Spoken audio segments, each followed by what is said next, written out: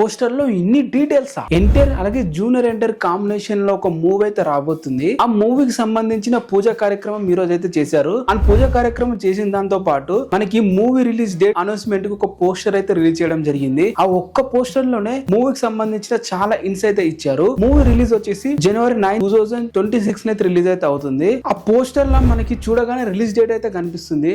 నీల్ మామ ఏం ప్లాన్ చేసావు ఆ తారకన్నతో? Hello guys and welcome back to the channel. NTR 31 poster అయితే రావడం జరిగింది. అదేనండి నీల్ అండ్ ప్రశాంత్ నీల్ కాంబినేషన్ వస్తున్న మూవీ. దానికి సంబంధించిన ఒక పోస్టర్ అయితే వచ్చింది. ఆ పోస్టర్ ఇదే. ఈ పోస్టర్ చూడండి. ఈ పోస్టర్ చూడగానే అందరికి కామన్ గా కనిపించేది రిలీజ్ డేట్ జనవరి 9, 2026.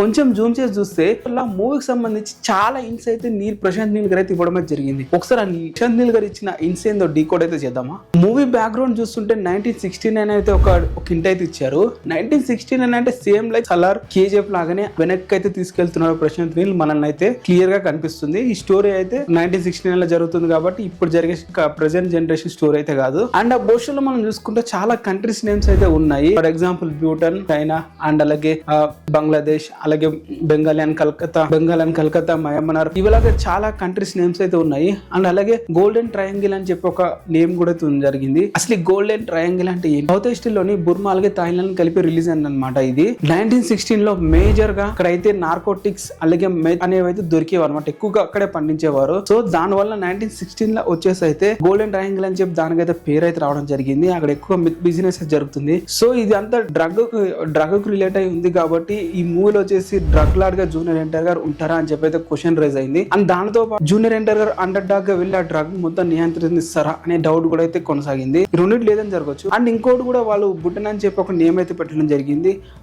మనకి ఆల్రెడీ గాసిప్ లో వినిపిస్తున్న మూవీ నేమ్ వచ్చేసి అయితే డ్రాగన్ అంటే వినిపిస్తుంది. అక్కడ నేషనల్ ఫ్లాగ్ వచ్చేసి ఒక కింగ్, నేషనల్ ఫ్లాగ్ వచ్చేసి డ్రాగన్ అనమాట. సో ఏ విధంగా రిలేట్ చేసుకున్నా ఈ మూవీ వచ్చేసి అయితే ఆ డ్రగ్ లాడ్, ఆ డ్రగ్స్ చుట్టూ ఈ మొత్తం సౌత్ ఏషియా లోనే మొత్తం చర్కిల్ కొట్టే స్టోరీ లాగా అయితే అనిపిస్తుంది పోస్టర్ లో ఇచ్చిన ఇన్స్ ద్వారా. మరి ఇంకా ఇన్స్ ఏమైనా తెలిసి నేనైతే షార్ట్ ద్వారా అయితే మీకు అయితే తెలియజేస్తాను. అంతవరకు వీడియోని లైక్ చేసి ఛానల్ అయితే సబ్స్క్రైబ్ అయితే చేసుకోండి.